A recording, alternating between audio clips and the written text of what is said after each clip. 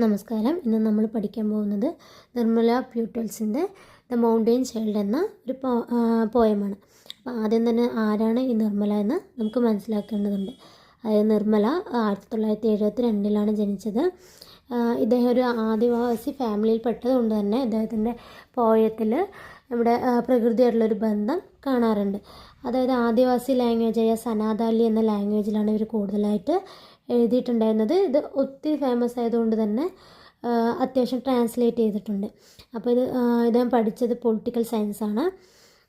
അപ്പോൾ നമുക്ക് ഇദ്ദേഹത്തിൻ്റെ പോയത്തിലേക്ക് കിടക്കാം. അതായത് ഇതിൽ പ്രത്യേകിച്ച് ഒത്തിരി വലിയ കവിതയൊന്നുമല്ല, പക്ഷേ ഇതിൽ കൂടുതലായിട്ട് പറയുന്നത് ഒരു കുട്ടിയും ആ കുട്ടിയുടെ വളർച്ചയും നമ്മുടെ പ്രകൃതിയായിട്ടുള്ള കുട്ടിയുടെ ബന്ധത്തെക്കുറിച്ചാണ് പറയുന്നത്. അതായത് ഇതിലൊരു ട്രൈബ്സായി, അതായത് സനാതാലി എന്ന് പറഞ്ഞ സാന്താൽ എന്ന ഒരു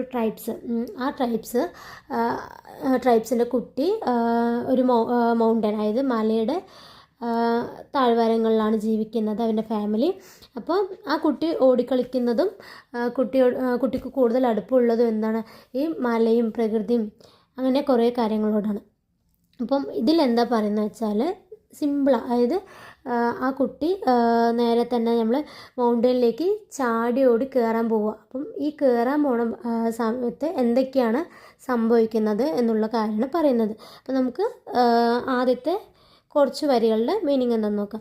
the mountain child, a fragment of mountain, play in the lamb of mountain, toddling up the mountain, he plan his feet in the mountain soul to rise like a mountain, in the land of mountain the whole mountain.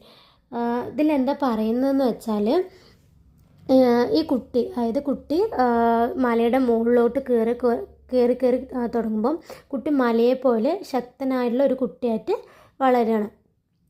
അപ്പോൾ ആ കുട്ടി ശരിക്കും എന്താണ്, അമ്മയുടെ മടിയിലല്ല മലയുടെ മടിയിലാണ് കിടക്കുന്നത്. അതായത് അതിലെന്താ ഉദ്ദേശിക്കുന്നത് വെച്ചാൽ അവിടെ മലയും കുട്ടിയുള്ള അടുപ്പമാണ് അവിടെ പറയപ്പെടുന്നത്. പിന്നെ അടുത്ത ലൈൻസിൽ എന്താ പറയുന്നത് വെച്ചാൽ the whole mountain lives inside a mountain child and in the lambs of mountain live in the scurrying mountain child. The mountain child sees a plane flying over the mountain and ask his father what is the bird. അതായത് അവസാന കുറച്ച് വരികളിൽ എന്താ പറയുന്നത് വെച്ചാൽ ഈ കുട്ടി ഓടിച്ചാടി കയറുന്ന സമയത്ത് ഈ കുട്ടിയുടെ വളർച്ച കൂടി ഇവിടെ പറയുന്നുണ്ട്.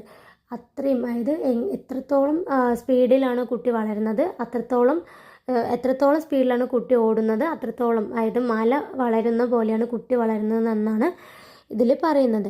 അപ്പം ആ കുട്ടി പെട്ടെന്ന് തന്നെ മൗണ്ടൻ്റെ മുകളിലൊരു പ്ലെയിന് പറക്കുന്ന കാണാം. അപ്പോൾ കുട്ടി ചോദിക്കുകയാണ് അച്ഛനോട് എന്താണ് ഇതേത് പക്ഷിയാണെന്ന് ചോദിക്കുക. അപ്പോൾ ആ കുട്ടിക്ക് അതായത് പുറം ലോകമായിട്ട് യാതൊരു ബന്ധമില്ലാത്തൊരു കുട്ടിയാണ്.